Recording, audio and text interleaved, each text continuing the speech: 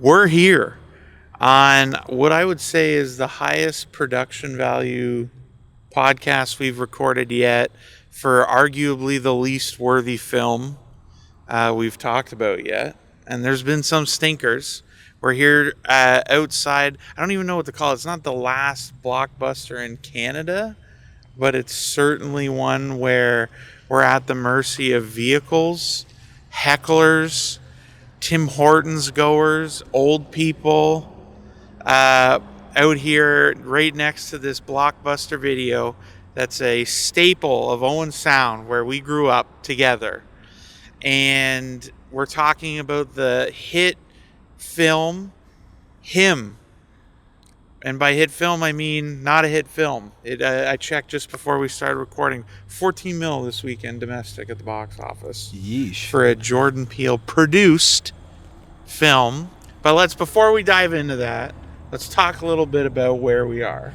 Well, yeah, I want to say the funny thing about this is right from behind us, you'll see the faded blue scars of what remain of the Owen Sound Blockbuster on the West End, where Shay and I both went to high school. Across from us is another faded blue building, the Galaxy Theater. That's probably where we saw the majority of movies growing up. That's where I saw The Dark Knight and got kicked out for sneaking in twice. And yeah, this is a hallowed ground. The prodigal sons of the Grey Bruce have returned, a Torontonian and a Montrealer. Yeah, Whatever you call yourselves, and we're back. We're Quebecois. No,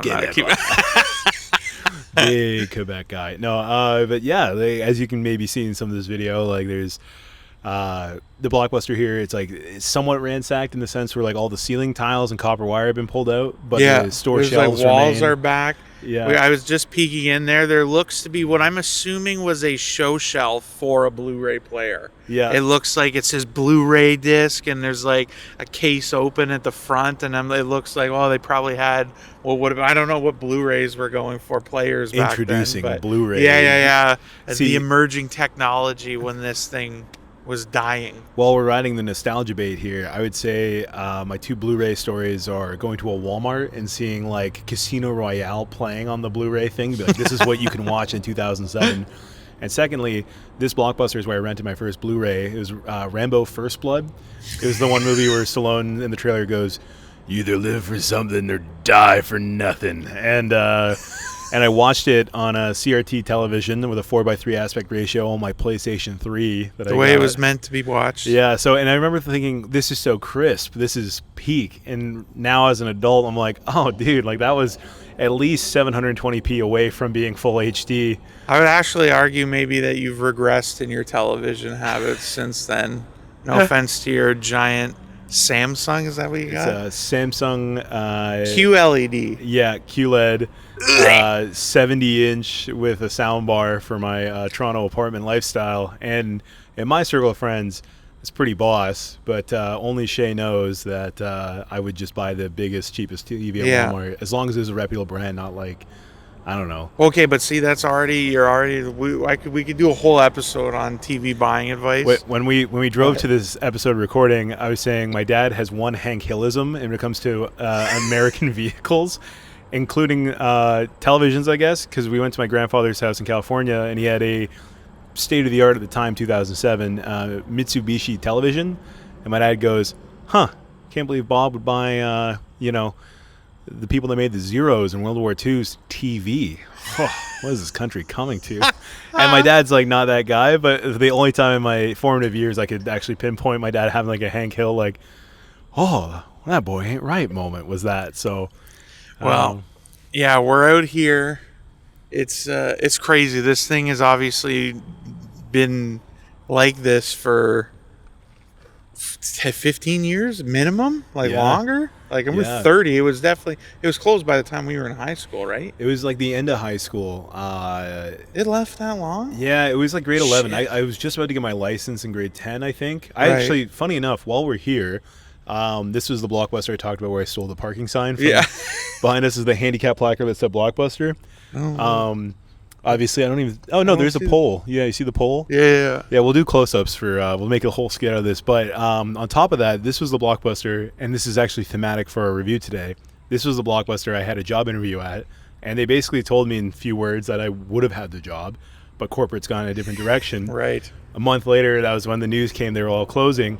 And I remember at this job interview, I played football on the Owen Sound High School team and West Hill Raider. And the point of this story was I had just seen Friday Night Lights for the first time. So a very casual job interview question was like, well, what's your favorite movie? And me being a keener, I was like, oh, if I say Friday Night Lights with Al Pacino, that's pretty good. And then I say it's about the team building and the character building for that movie.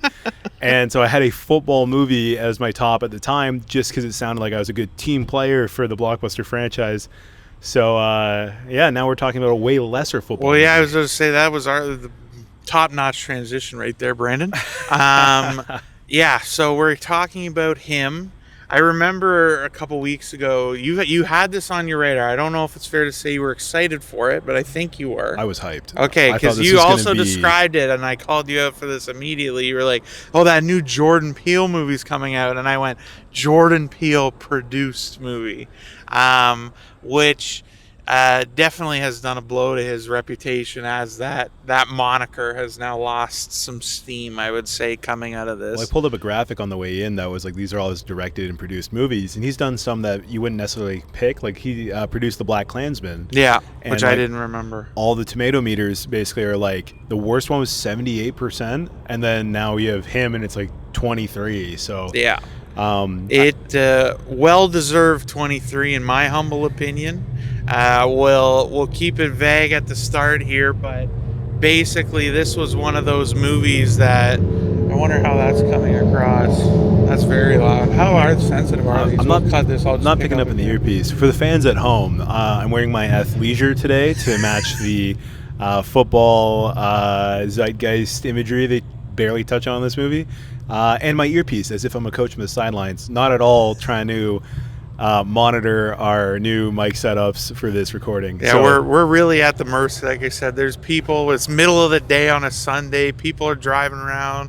Motorcycles are going by. People need their Tim Hortons. There's Yeah. kids on bikes. they're like high schoolers. Yeah, we're doing what we can for this beautifully live location podcast. But talking about him on a high level, I think my thing is unbelievable waste of time. I never wanted to walk out. Like, this didn't hit as bad as that Find Your Friends at Fantasia level for me. Like, I never wanted to walk out, but it never shit, really cops are kind here. of hooked me. And then we were at, I would say it was Fantasia. Find Your Friends was the really bad one. I was super distracted by that cop. Yeah, the Really cops lost just pulled my up. thought. Should we just, I feel like they're going through the Tim Hortons drive. Yeah, they would be. We're not doing anything wrong. We're No. just fucking sitting out publicly. So I'm gonna just We're like take the kids with bikes, but I'm- we're just opinionated about movies. Yeah, dude. It's not like we have a whole production. We didn't break in. It's middle of the day. We're recording. I'll just start from the top on this. Real quick, because we're talking about being at the mercy. Real quick, I want to say, Yeah, you know yeah. that guy that does the interviews on the subway? They're like, "What's your take?" And then Yeah. people say like relatable takes that are, they're like valid or not valid. Yeah. If that guy can record podcast basically off a NYC subway card in the subway. NYC subway, we can film in the Blockbuster. We can film outside the Blockbuster on the middle of a day on a Sunday. Yeah. No, I agree. We got this. No, so kind of high level, spoiler free thoughts. This is definitely a movie that I don't even know if I want to say had potential. I was really kind of unsold by this. We'll dig into this part once we get into it, because I think you were more intrigued even by the setup than I was. There's no singular thing I can point to that says like this part is worth your time. The thing I liked the most was Marlon Wayans. Agreed. He was the best part. But the moments where he really shined were like, there was just so few. Yeah. Like, in terms of like, he didn't get a ton of opportunity to really go off. He did get a couple, and did really well with them, but just wasn't enough there. And then that alone wasn't enough to be like, there's so much of him that like, the rest you can look away but just watch it for him. It's just not enough of that to even suggest it on that. So this is a firm, like, in the hate to dislike category because of that for me. There's nothing really for me redeemable enough here to say like this is worth anyone's time. go see something else. So to jump on that, I think I texted you immediately after leaving the theater, being like, "What a bunch of dog shit." But I think, unlike Shay, I appreciate parts of it, but as a whole, there's so little anything. Ironically, I was going to say so little substance. The way I was overhyped for this movie was like people being like, "This is the substance for men," men trying to hold on to their masculinity or get fame and wealth through a shady, questionable thing.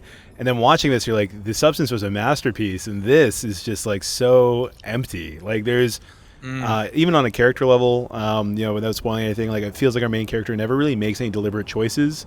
The whole setup, like, and if I'm being honest, like, because I didn't want to devolve to this too quickly, if you liked the movie Opus, you might think this is another Opus. Like, good for you. Not great. I found Opus frustrating, and this movie has all the same problems. In fact, if anything, it made me think I was a little too hard on Opus. It made me think I was way too hard on Weapons. I was like, I don't know if all the themes really work for me in this movie. Watching this movie, I'm like, it's that personified 10 times worse of like, here's what we're calling a theme. Let's not explore it, do anything meaningful with it, have it not pay off.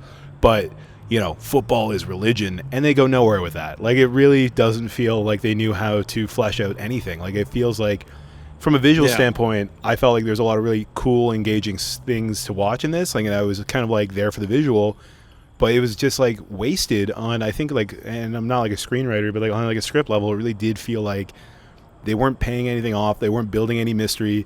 The mystery is like a big exposition dump near the end. Again, not spoiling anything, but you're not going to come out of this movie being like, wow, what a cool tale I've been told and felt like I was engaging with. I definitely lacked any feeling, and at all. My theater experience and my crowd was really funny. On the Toxic Avenger, was your brother was like, yeah, wear deodorant if you're going to a movie theater. My girlfriend and I walked into this one, the football movie, horror movie as they call it, and my girlfriend goes, it smells like a locker room in here, and it did. It smelled like BO and Axe body spray. And we get to our seats. I went to D-Box, which is another bit we can say about the spoiler section. But isn't this the second D? Or wait, did your attempt? You tried D-Box Fantastic Four. Oh yeah. Which was kind of worth it. And why do you keep doing that? Because I have a podcast where I can write it off and then complain about it on the internet. So, but it's not even worth writing off, dude. I'm paying for you to go to D-Box then. So we get to the theater. It's just as the movie's starting. We're running a bit late. We didn't miss anything, but the lights were dim, and that's when they shut off all the D-Box seats so people don't just get the $10 premium seat by switching seats when nobody shows up. But there was guys sitting in one of our seats, so my girlfriend's seat wasn't activated, and I had to be like, hey guys, we're like 16, 17. And the guy goes, well, we're 17, 18. And then they look at their tickets, and you can see that clearly the seat to their left was on. So we just slide over one. Yeah. Like, you're clearly sitting in the middle of four seats. We have 4 working seats in this aisle. They were cool, they did it. But the demographic between smelling like a locker room and it being a bunch of, like, I would say 18 to 35-year-old dudes that probably love football and probably saw, like, the service level Jordan Peele of this all and was like, yo, because the guys beside us too, I'm glad they enjoyed it, but they were basically just like, yo, no way, what's this word I can't say on the internet doing right now, fam? Like, they were really into it. So, and then obviously, wait, I love that you just said word I can't say on the internet. That has implications that we're not going to address in this. Well, I was gonna say, if it was a rap song, the guys were like, whoa, yeah, and they were like, and I'm saying this not because of the commentary, but the fact that it was every 5 minutes. It's like, even Marlon Williams in this movie does that. Marlon Wayans. Yeah, the whole movie, he kind of has that moment where he keeps saying, like, Anyways, so I'm just going to cut this part. But the point of this part is the theater experience on opening night Friday, technically not Thursday, but Friday, moderately full, probably 50 people out of 100 people. When I bought the tickets at 10 a.m. that day, nobody had bought tickets. Yeah. So when we went in, and it was mostly full at the screening time, and a bunch of people. There's also a dad with like a bunch of like 12-year-old boys behind me, and I'm like, did he think this was Friday Night Lights? Like, what's going on? My girlfriend even had to shush them at one point because it was just be like, oh, Dad, what's he doing over there? Is that and it was just. We're not the only one in your relationship with balls. She wears the pants. Etiquette. I wear the short shorts at the Blockbuster. So, yeah. Anyway, so yeah, my theater experience added a little bit for me in the sense where the The D-Box, which according to the poll on our Instagram was 100% not worth it. And honestly, when you have D-Box in this movie, when do you think it activates? I'll tell you.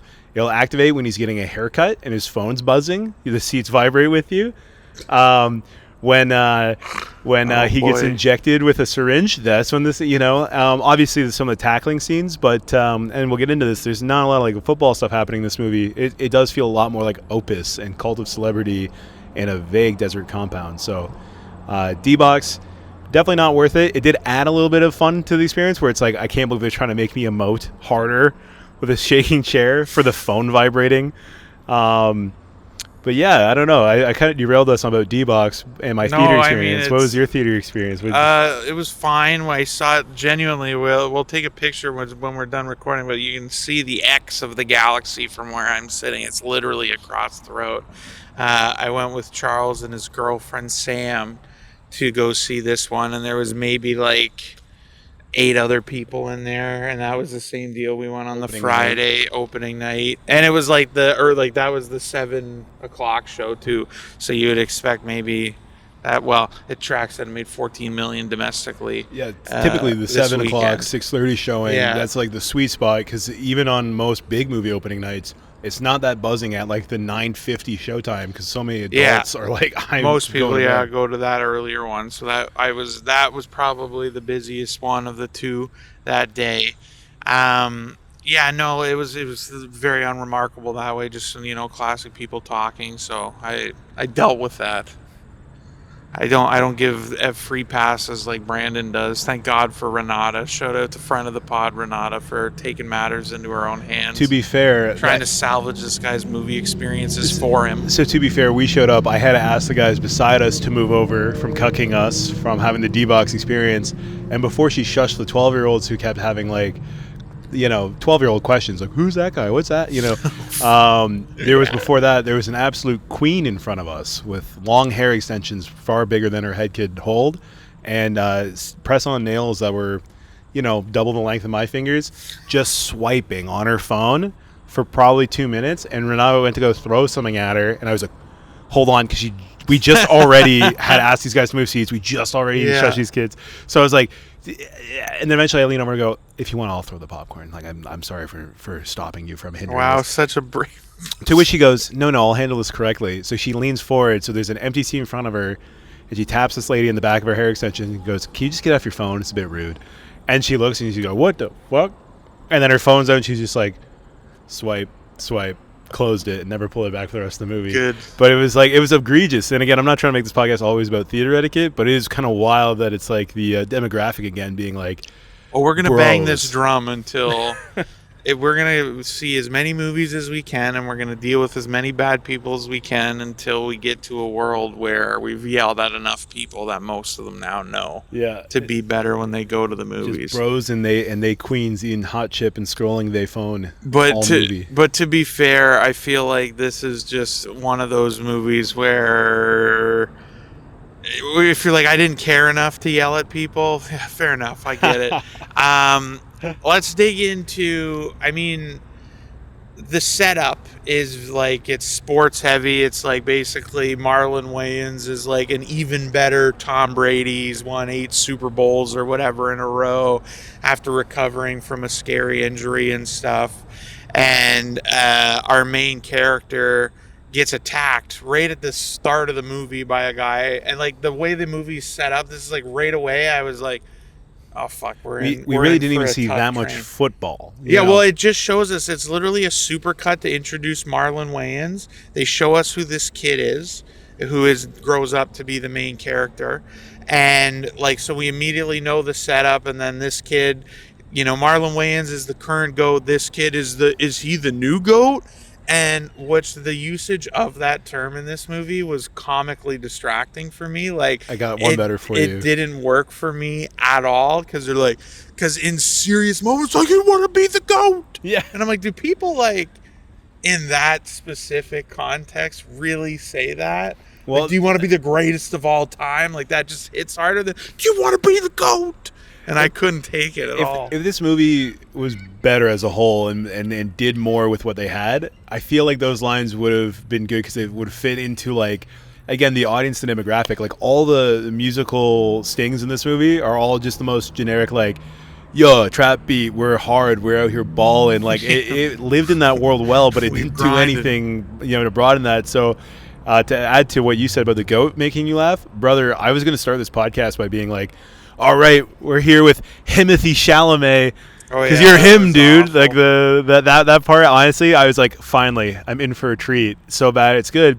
And then at some I was points, I was hoping. like, this is actually maybe good. And then by the end of it, I was like, nope, I couldn't enjoy it on either level. So Yeah, I never wandered into a positive territory, and it never was consistent or bad enough to like sink it into, like, again, I feel like when it's so bad it's good, that just like that almost impugns this identity to it, where it's like, it's either like it's so camp, it's so terrible, or like they went for something and it just was so wildly missed that it didn't work, but you still like there's something you can enjoy about it. This was just so bad it's bad yeah, for me.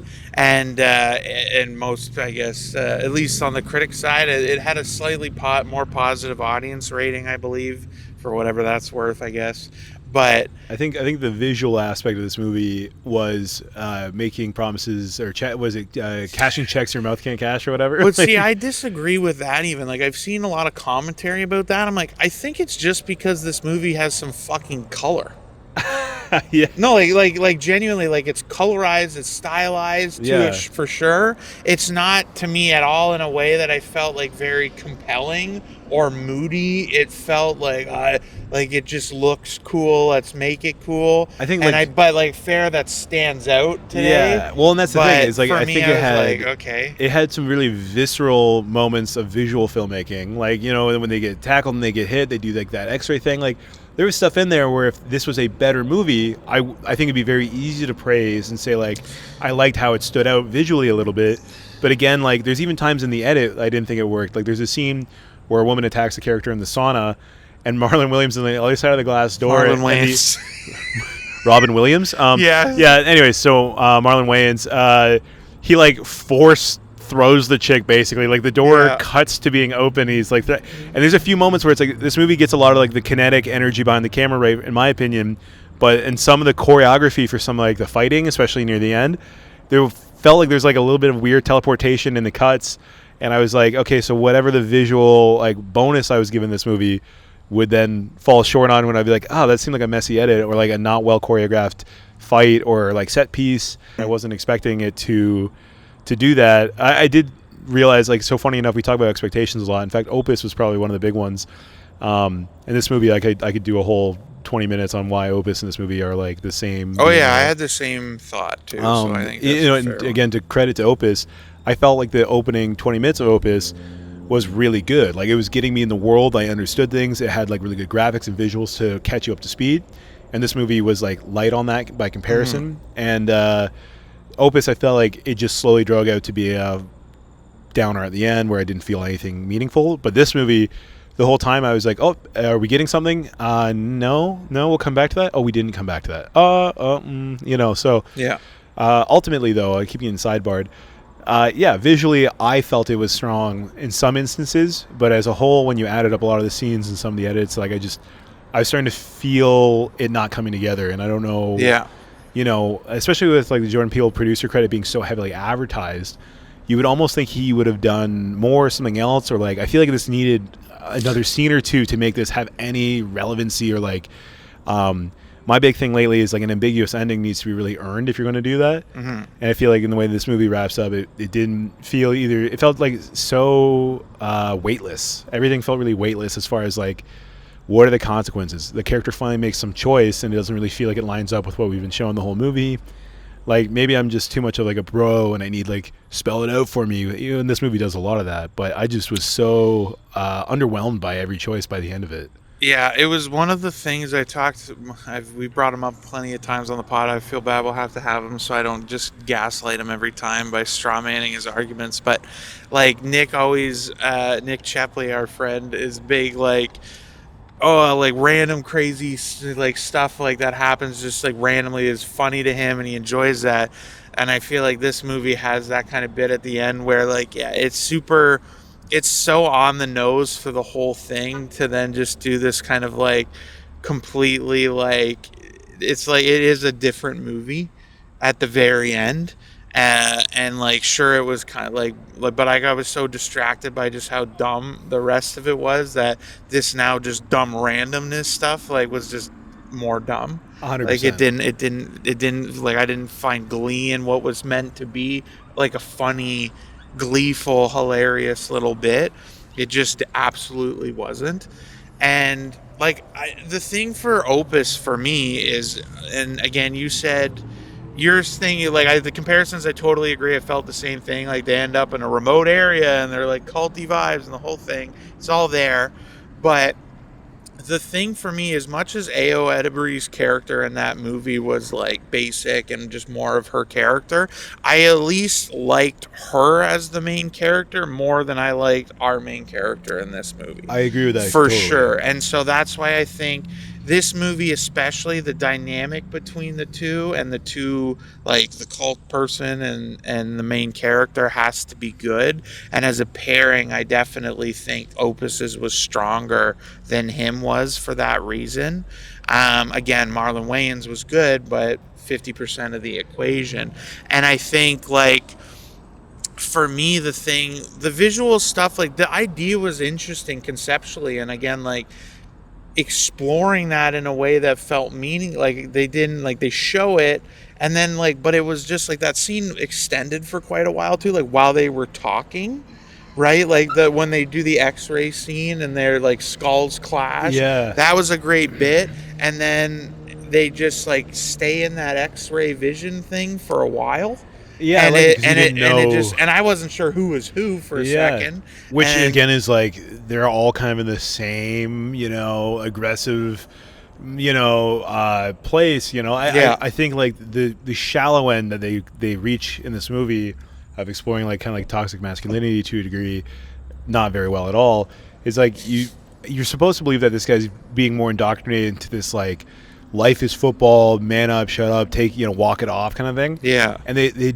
go so surface level with it, and again that scene I think is a good one, and I wish they had more like that where our main character is getting really aggressive and they basically goes into like a concussion like headbutt thing. It's in all the trailers, and you think for a second our main character, who's been very concussion headbutty all movie, like right, recovering, has been completely KO'd by this drill that they're doing. And then when they come out of the X-ray vision, you don't know really which character was which, and you find out that the main character is the one that's gloating over the fucking yeah, like knocked out dude. And you're like, oh, cool. Okay, so he's going down this path. He's now funneling through the gauntlet of this kind of culty football is life spiritual thing. But again, like to bring it back to Opus, fundamentally, at first I was like, oh, I like this more than Opus. But I'm looking back on it, I'm like, oh, I see why Opus was like a 44%, and this is like a 20 something yeah, percent. Because the character, our main character in Opus, is a journalist, and she's trying to investigate something. She's hmm, making the choice to stick around and figure out what's going on, and us, the audience, want to figure out what's going on. But this character in this movie isn't making the choice to figure out really anything. He's yeah. just kind of stumbling into rooms and conversations he didn't really want to be a part of, and going, "Oh, that's crazy, man." And then the doctor does half the heavy work. That actor, Jim Jim Jeffries, Jeffries. I he's a was like, comedian. yeah, he's a comedian. He seemed really familiar. I'm like, I liked him in this movie, but basically, he's doing all the work for the story to be like, this is not right, mate. Get the fuck out of here. Like, Yeah, so like every scene he's in, he's basically just like, run away.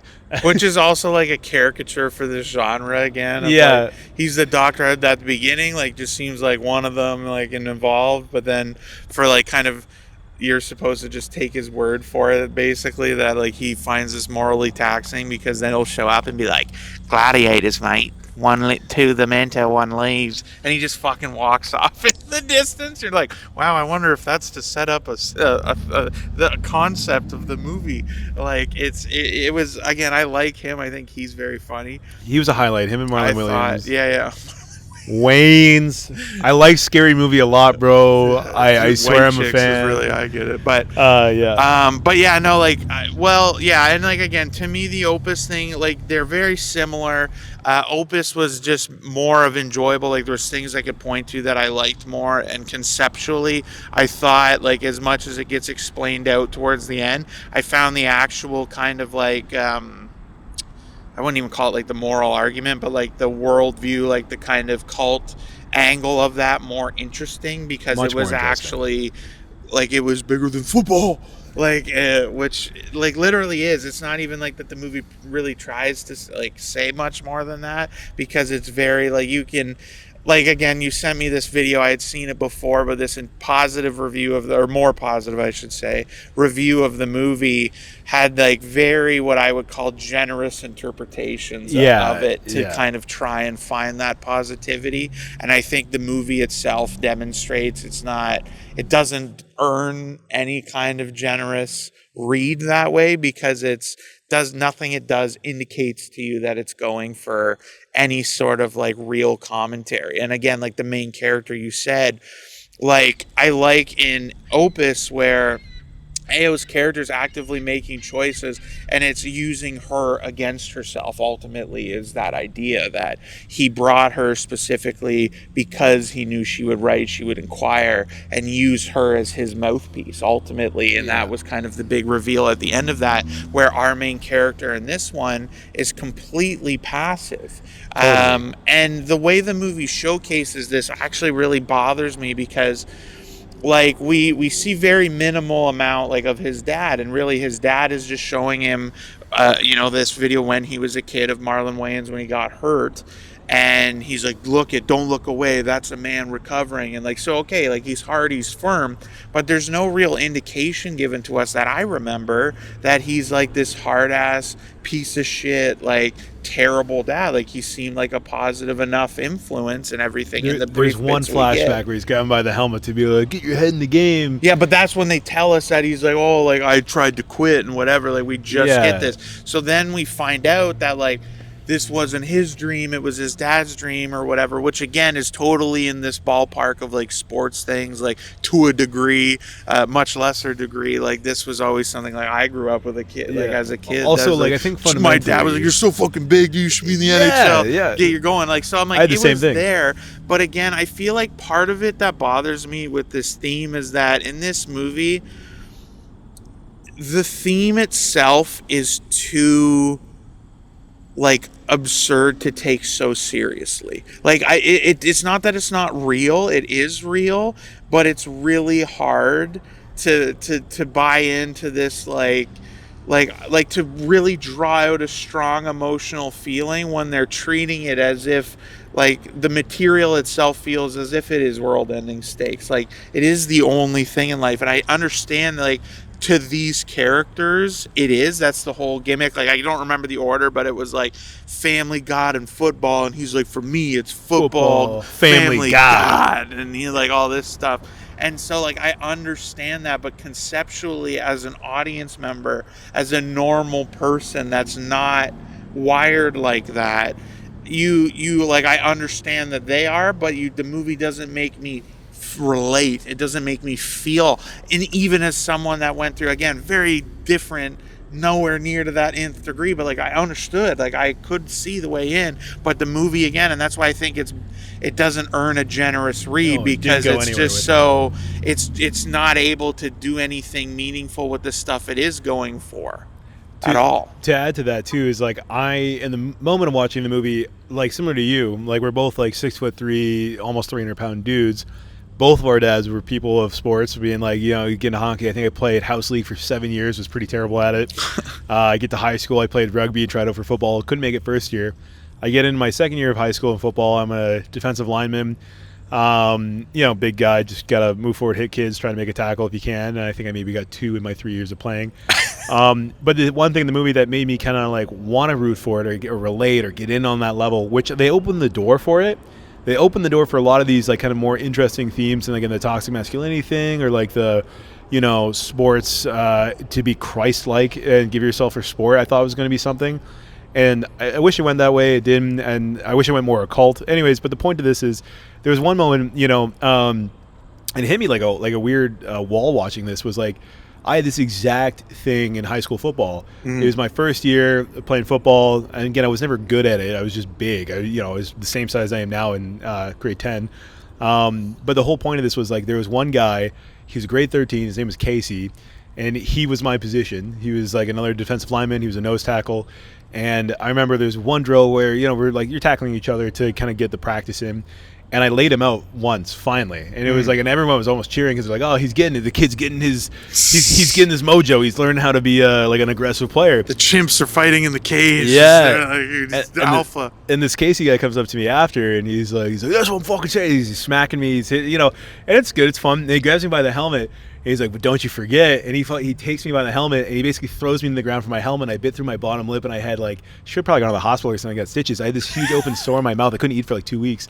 Didn't say anything. We just went home with a bloody mouth, said nothing. And it stuck with me of I think that was a guy big dogging me. And there's a theme I've learned a lot in life about being big dog. There's always somebody, as big guys, you get this. There's always a small guy that's like, I take you in a fight. It's like, I've never had to fight, man. I'm funny and I'm large. Nobody wants to mess with me. But in this case, it was this guy who's on his way out. He was the GOAT in that position. He was the big guy. He was this tough kid. He was also probably 2-3 inches shorter than me, but he was burly. Yeah. And that was his moment where he finally felt like he was maybe losing it. He was graduating that year. I was the guy taking his spot in the team. And yeah, so there's this weird personal connection for me where I was like, I get this. I feel like I've experienced this world for a few years in high school, and I understand football. I like football, but I was like, I'm not, again, God, family, football, But to a degree, I was like, I see what they're doing. They're opening a door, and then when I walk through that door to the house of the themes this movie is building, it was like 4 walls in a 100 square foot apartment, and I was like, oh, this is not the mansion facade that the trailers were advertising, and So, and again, I think they could have done a lot more. They could have literally ran away with so many of these themes and made a good movie here, but they chose not to. And again, there's a lot of stuff in the movie where they're like, Jim Jeffries is like, he gave himself up for us, and I thought they were talking about God. I thought there was going to be this occult stuff, which there is, but they don't do it the way that I feel like it could have been more effective. In the end, when he's giving him the blood of Christ is what I thought, and it turns out it's just the blood of Marlon Wayans, and then that's the blood of the guy before him, which he said you prayed was going to be OJ's blood. There's all these moments context where I was just kind of like, it became too literal at parts, and then it wasn't clear enough still, and then it would be exposition heavy, but then try to have an ambiguous ending, and it's like I needed either more of either direction, but I felt so little. They're trying to have their cake and eat it too. It's like character makes no choices, gets to everything he wants, gets to the end, chooses not to sign the contract, everything falls apart, and then we don't know what happens. And I'm not saying I need every movie to spell it out, but at least in Opus, when things go down, you could have left it there, but they did explain another 5-minute scene where it was all a psyop. And here, I was expected him to. He's got a huge arm injury. He just killed the NFL president of this movie, not also an affiliated movie for obvious reasons. Yeah. USFF or something. Yeah, he's was it San Francisco Savior or something like that? Yeah. Oh, it's diabolical. I'm just gonna let that run. Your coffee. Yeah, my entire iced coffee from McDonald's is just. I'm going to take a photo out. It's really traumatizing, actually. More traumatizing than this one. We can go to Tim Hortons. Never. But the point, though... It's pooling. Canada's falling. I'm not going to Tim Hortons, my hometown, ever again. But yeah, so the whole thing... Look at that on that one, man. So the whole... I'm so looking forward to that iced coffee. So the whole thing with... the way the movie ends, and I want to hear more of your takes on this. I feel like we're in the good territory here. We've kind of glossed over so many scenes that really go nowhere. I don't think we need to break it down beat by beat. Again, just watch Opus and then translate it to football instead of music, and there you go. And instead of having cult members, just have groupies and bros who want to die for football.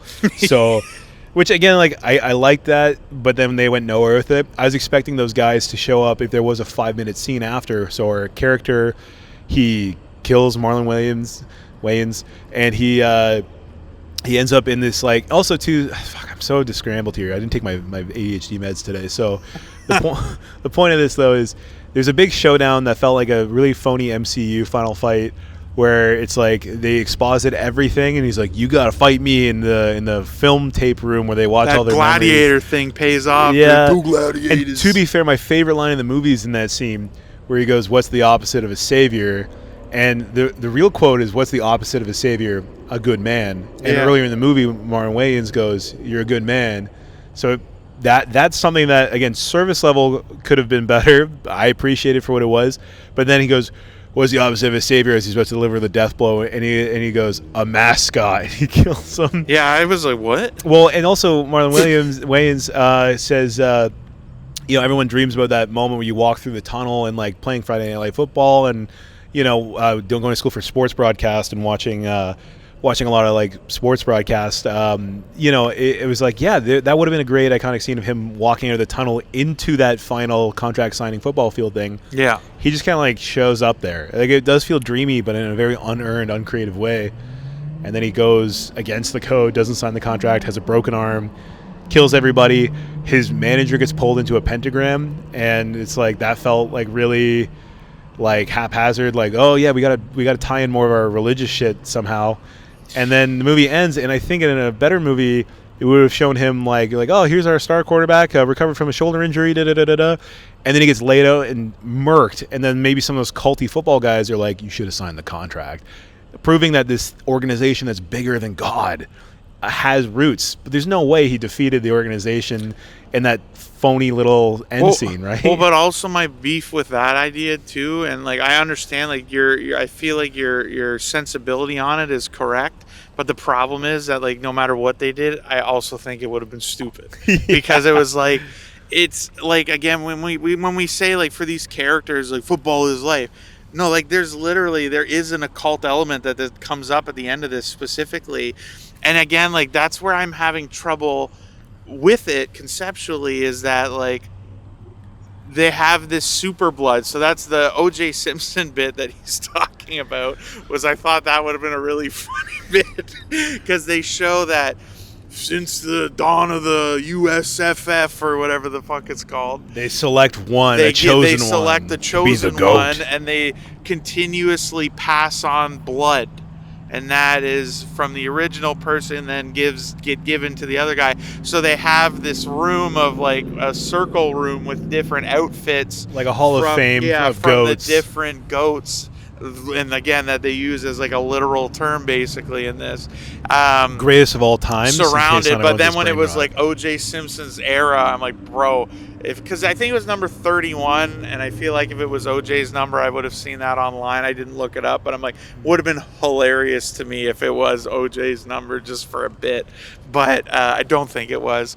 But again, so like this idea though that like I'm struggling in a world where this is to exist, that we're using it to make a quarterback in the USFF as like so like again it blows it up. It's not just like it's just life for these guys. They're like, no, there's a cult organization. Like, sure, you can be like, oh, there's money in it and power and whatever. I'm like, yeah, okay, if I had that abilities, I feel like I'm dreaming bigger than the United States Football Federation or whatever the fuck. Like I couldn't buy into it. Speaking of dreaming bigger too, it's kind of like I really wish the cult stuff was either more telegraphed or less telegraphed. Like, imagine this was like a straight-laced football movie about like a mentor kind and of I would thing. probably lean towards less because, again, like, let this be super serious. Let them just be like, let them like do the same blood concept, but just like don't add the spirit element to it, because you can be like, I've taken on, like, like the same exact concept could happen without an occult thing, and it would work reasonably for the story. If the occult stuff would be believable because it's more grounded. It's more like, this sounds like something crazy fucking football psycho nuts would do, but bringing an actual ambiguously culty, kind of like the mentor who you've grown attached to. But in this movie, it's always off and weird. And again, it's like, so when it goes balls to the wall at the end, which I wouldn't even say in a good way, it's you're underwhelmed by it. It's like if they went less, had to be way more relatable, and then they popped off, or from the whole get-go, it's just kind of like way crazier over the top. And then the finale is the rug pull at the end, where it's like, none of that was really real, dude. Like, you've got fucking AIDS. You've got AIDS from blood transfusions. You've got a head injury Marlon Williams has been dead for like 5 years. Yeah. You know, I don't know, do something like the Sixth Sense pull, but yeah, the way it tried to have its cake and eat it too, as far as like just everything working out and everything being weird, and then he still makes the right moral call at the end, and also like the exposition in that final act. The final act felt like lightning quick compared to the rest of the movie, where the character's like, I only play football because it was when my dad was happy, and then he died, and I never got to say I love you, kind of thing. It was like corny, and it was just forced. And then Marlon Williams explaining it all after he's been coy the whole movie felt corny and forced. Give me more scenes like when they shoot the mascot with in the field, and he's like, "I make you a deal, buy you a house if you shoot the mascot," and he's like, how about I just take your job like I'm going to do anyways? And he does it. There was those moments where I'm like, oh, okay, interesting. There's that tension building there a little bit, not very well. But it just happened randomly. That was So like the random. only time he did it. Yeah, he's like, hey, And it felt YN, let's weird go shoot because some it guns. only happens in that moment. You're like, Yeah. it just seems like wildly out of character. Yeah, there's so much of that just like it did a lot to do nothing. And I think that's the biggest, almost one of the biggest sins you could have. At least I felt it was engaging and entertaining.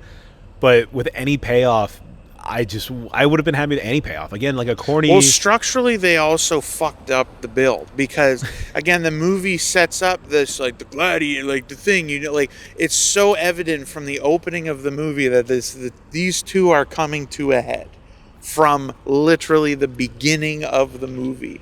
It is building to a conflict between the old goat and the new goat, right? Okay, fine, but then that feels wildly underwhelming to me. And then and then you dial it to 12 right immediately after. Like, and again, the absurdity of that sequence. And again, I'm like, I always use it as my cop. I'm the Nick Cage guy. I love absurd, but it just felt so stupid. Like, I can do absurd. It just shouldn't feel that stupid. And for him to come out of the tunnel and there's cheerleaders and they're wearing pig masks, like pig faces. And like, I was just like rolling my eyes, but it dials it up to 12 so much so that the real conflict the movie's been building towards isn't the real conflict. 100%. And it's just this random bullshit at the end. And these characters that you've seen for a combined 3 minutes over the duration of the movie have been the string pullers and the behind, okay, and then this zany shit, he kills some of them with a sword. Like, the fact that you do, like, it's like people take the kind of ending, and again, it makes more sense in that movie, like, I'm not comparing it on a logic basis, but like killing Hitler and Inglourious Bastards, like that Right. that felt like such a zany ending because it's alternate history. Again, conceptually it works more logically in that movie, but like it feels like, so he just does this crazy, we get the bad guy, and you have this kind of like euphoric moment, or it's supposed to be, and then it's just fucking stupid and random and bullshit, and you're supposed to just be, because they're the string pullers, you're supposed to care. It's kind of like how he felt about The Long Walk, because we saw him do two things and he's purported to be the bad guy. We're supposed to have like a real feeling that he gets killed at the end, and we didn't. And so it's like, you need to do more than that. But again, the Opus comparison, and I feel like I'm bringing this back because I do fundamentally disagree with your initial read or instinct that it was better, because Opus still built properly to that conflict. The movie ends with our two mains coming together, and like we have that revelation. Then, you know, it cuts to a scene where she is now having had the reveal of being told, like, you did what I wanted.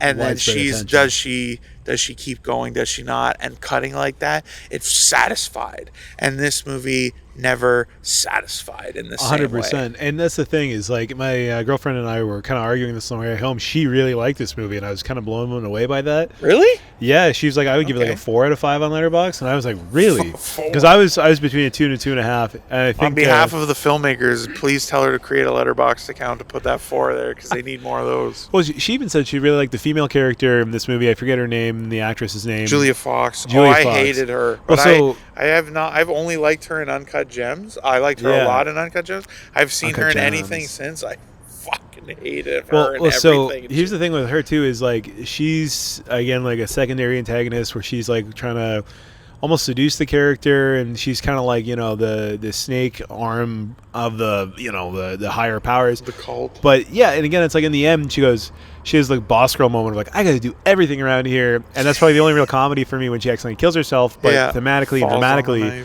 she literally falls on her own sword, removing herself from the equation, and it removes our character from making another tough choice of like, do I kill this woman in front of everybody, in front of the audience? And I feel like they were too scared to do that, to be like, well, yeah, NFL players with concussions having domestic history violence is a big deal. So we're not going to have him beat a woman to death, but we'll have him kill the CEOs, no problem. Yeah. So I think in my head, though, I was kind of like, and again, it was funny last week on the long walk. It's like the Hunger Games. One of my issues with that franchise is Katniss Everdeen doesn't make a ton of tough choices. She's thrusted into this world that's horrible, and she's obviously the good guy. And anytime it's like, hey, there can only be one of us left at the end, and you might have to kill a friend along the way. All of our friends get picked off by like plot devices. And again, this movie, same thing. It's like, do we show him killing this woman, which would be a tough call because he doesn't necessarily hate her with a passion. He's like, no, she'll just kill herself, and it'll be kind of a funny haha. And it's like, well, that's one less choice our character has to make, and he's already not making many. He's basically getting to the end of the movie almost like he's got CTE himself, and he's just like, where do I sign? I don't want to sign. I'm angry now. He literally, like, I actually, like, other than the decision to go, like, he never does make a choice, I don't think. No, and even then, it's like you could argue he's finagled into that whole thing anyway. Well, as they explicitly say, we groomed you. I'm like, there's the 2025 word. Been going from the beginning. And also, did they like vaguely imply that his dad was in on it and stuff too? It's like, well, I think that he sacrificed himself so his son would like be brought up, and it's like, because even what you said earlier of like the pressure to impress your dad or whatever being enough to make you the greatest of all time. It's like, I get that could be, again, like a very thin theme or something, but it's like, I don't think so, man. I think people who are truly the greatest of all time have such drive and commitment. It doesn't come from that place necessarily, It's like it's also paper thin, Well, I was going to get onto that too, because I think like the part that I found kind of distracting was that the choice for him not to sign at the end is 100% aligned with his character, but that's almost the problem.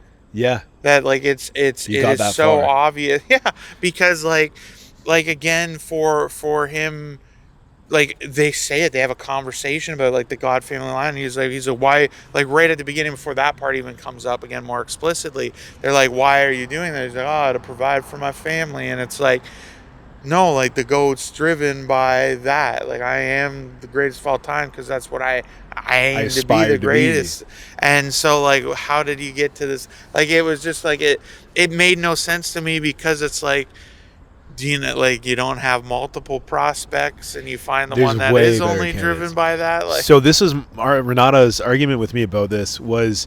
And I think she was wrong fundamentally, and I'm glad she's not here to defend herself. The straw man or she can't exactly. No, because we're leaving, and I was like, I really think that this movie sets up this scale that there's this big organization to the point where like the devil or God is making this happen.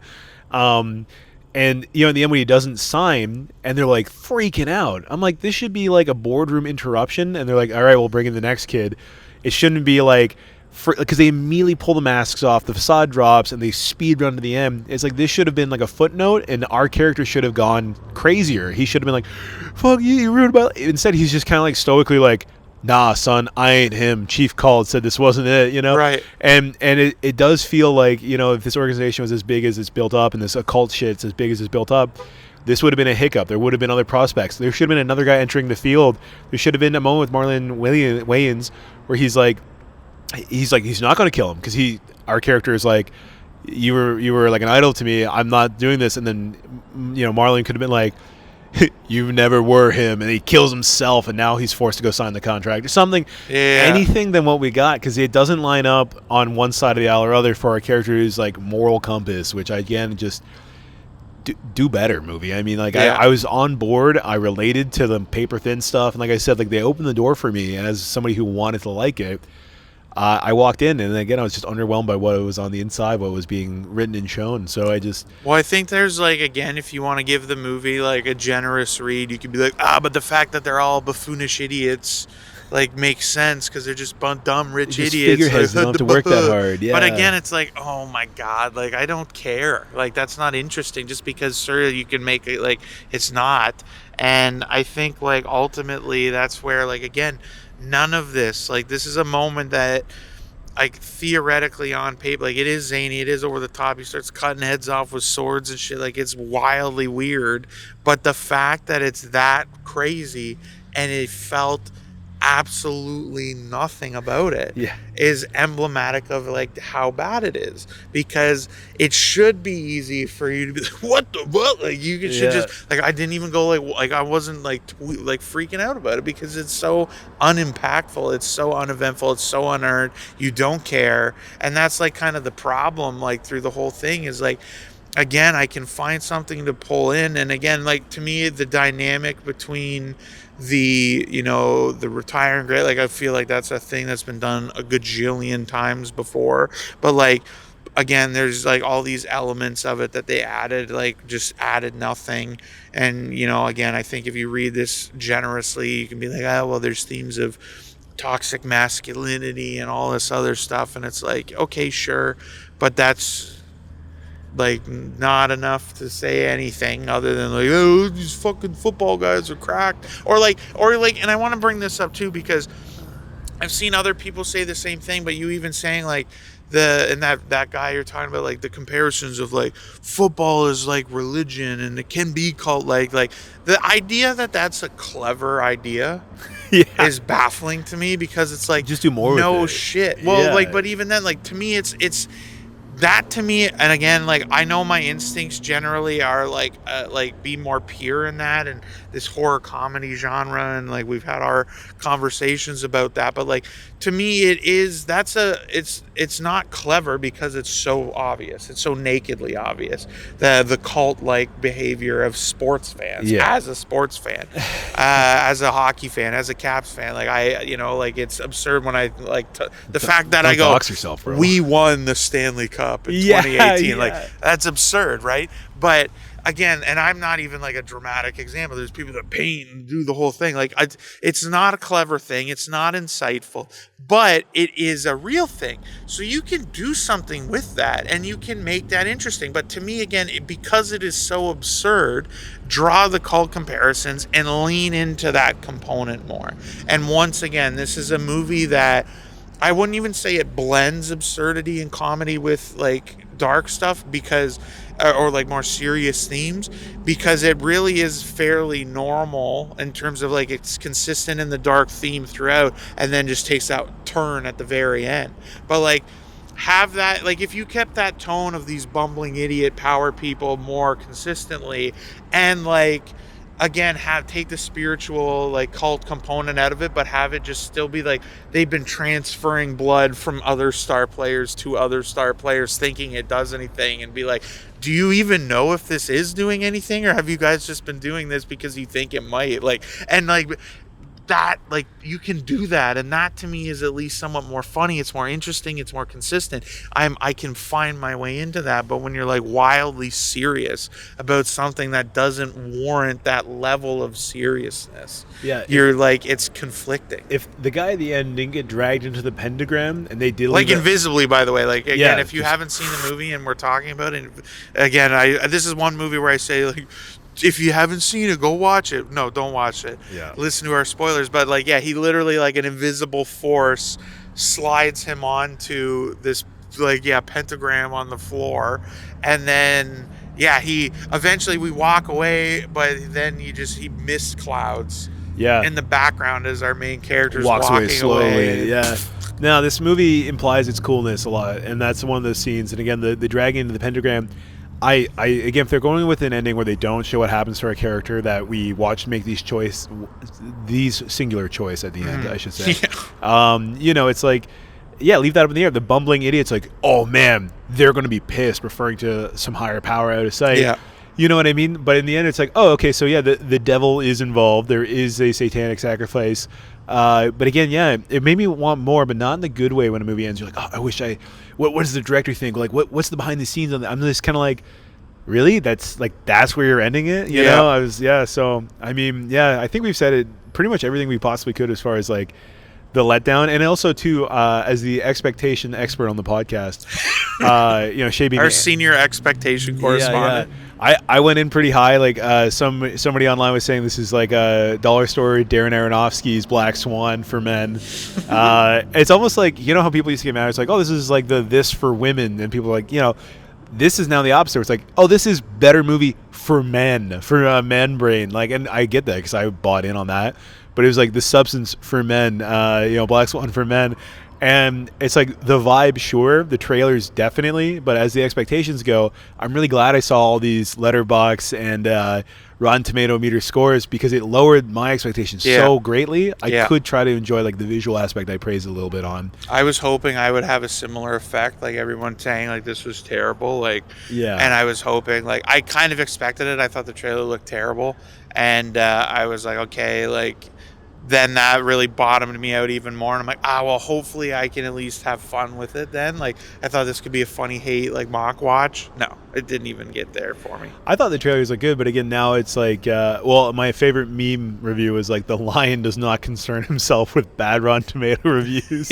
For a movie you're excited for. Yeah, like the alpha male who loves the culture of whatever this movie's trying to say it is just like, I'm going to go see this and love it. And then it's like, find me those bros, because even when I was like, well, yeah, like, I'm not a sports person, like, I say sport ball, like the cringy millennial meme.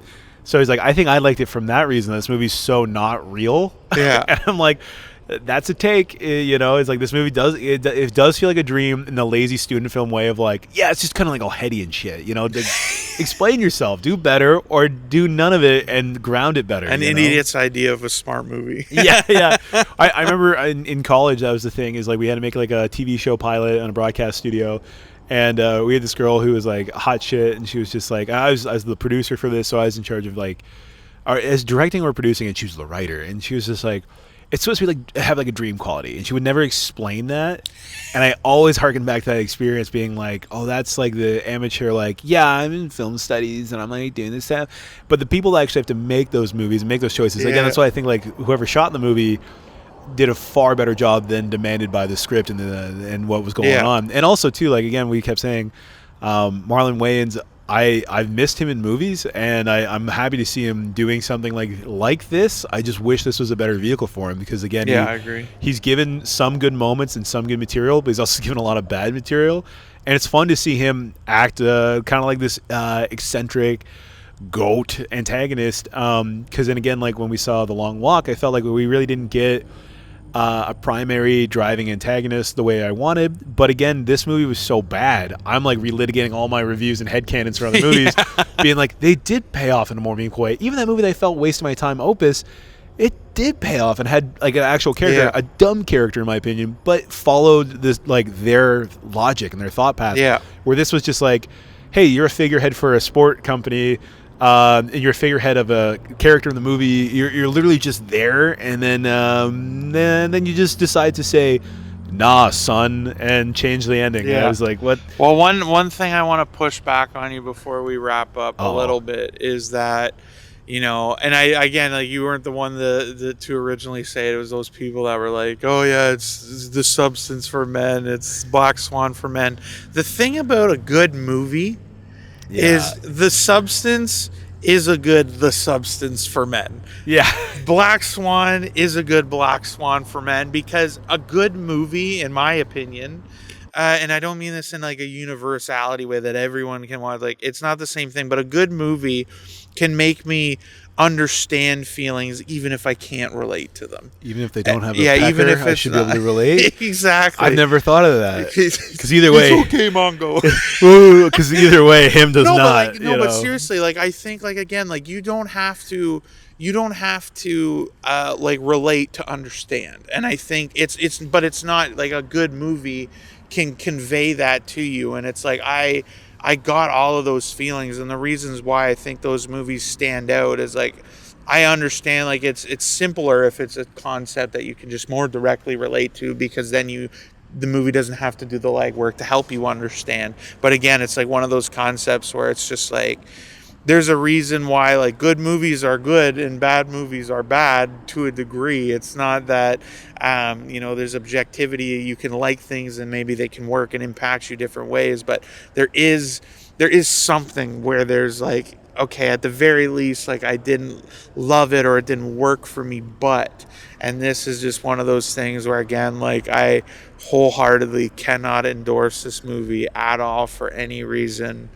Even if I try to come up with like a Brandon bit of like, Watch it on if an you're airplane. blind and deaf and you need to put something on while you're cleaning your floors while doing the dishes at the same time, just still don't watch this movie. Ladies, if your dopamine addicted partner, husband, boyfriend, whatever, is sports betting, watching 3 football games at a time, and popping a mouthful of Zyn and smoking his vape, and he just needs one extra thing to stimulate him, put this movie on, because if you don't pay any attention, you might at least go, "Oh, that was crazy." The guys beside me in my theater, that was the whole thing. It was like, "Damn!" every 5 minutes, and I'm glad they were there because that helped me be present. But on that note too, yeah, like what you talked about, a good movie is a good movie. It doesn't have to be relatable down to the gendering of like, this is this for men. Like Barbie.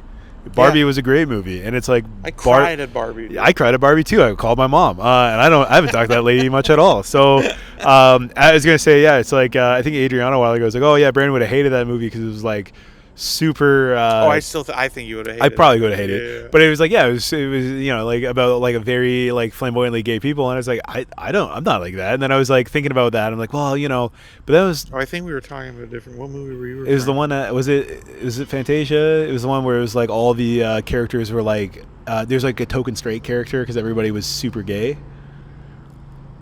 Oh yeah. Yeah. Queens of the. Oh no, that one. Sorry, that one. I think you would have liked. Yeah, I think I I liked think it. I was thinking about Sorry Baby, Oh, okay, yeah. which I definitely I So, don't but what I was gonna say was like, I was gonna make it this debate. I'm like, I'm just not. because I didn't want to gaslight you, like, oh, we all think Brandon's huge. Yeah, I was gonna say, I'm I was like, wait, I'm not what gay, movie right? What are you talking about? No. Yeah, but it's Queens like, of the Dead. I think you really. yeah. So, but like a movie that I really like that like is unrelatable because my father doesn't own a Ford dealership, nor was I forced to go to straight conversion camp. But like I saw Boy Erased, and I teared up at that movie. I was like, what a strong movie. That's not a movie that specifically is like you have to be gay or closeted or come from a religious household. It's like good movies. And again, so I do appreciate that theme because when Adriana said that the other time, I was like, I think I would have liked it. Like I enjoy movies and satire and elevated levels of like corniness, sure. Yeah. But my version of like, you don't have to boy or girl a movie. You don't have to box things in like that. Yeah. Boy Erased, I think was a movie that I was like, I want to watch something good, and I don't know if I want to watch something funny. Yeah. So I put that on. And I was like, God damn! Like, what a life! Decidedly different. This is so different. Call Me by Your Name is definitely that like version of that movie with me. For I saw that in theater with my two buddies, and my two buddies are what I would like definitely like more normie dudes, just like in terms of their like movie like exposure. Yeah. Like they're like it's like I'm like it's art. Like I'm the snooty outlier. You're the on this savant. one.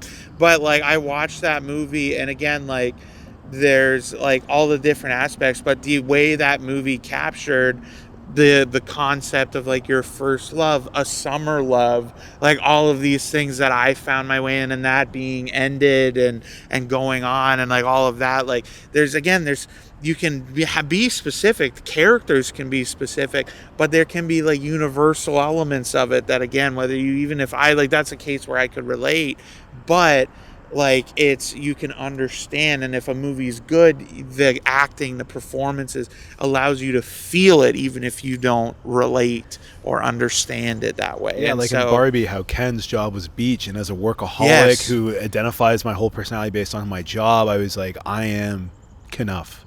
yes, you are so- enough. For me, for this podcast, again, beautifully on location outside of this Blockbuster and across the road from our childhood theater. I appreciate you coming. The stars really kind of mostly aligned. There was one lag behind, which was me, but we got here eventually. But I guess all I'll say is, now that we have to either watch streaming services at home or go to the theater, if you do go to the theater, for the love of God, don't crack jokes like you're in your own living room, because A, you're not funny, and B, your friends don't care either. That was a big one. Not one laugh from your own friends, let alone the rest of us in the theater that can hear you. So please shut the fuck up, keep your jokes to yourself, and if you really need to get them out, start a podcast with your friend and make the jokes then. And if you go see a movie in D-Box, don't sit in someone's seat. They turn them off. It's really annoying. I don't want to be the guy that says, hey, man, can you move over in your seat, please? And then check his ticket mid-movie. Sit in your assigned seats, folks, for fuck's sakes. It's not. They don't do it for no reason. It's not rocket appliances. Exactly.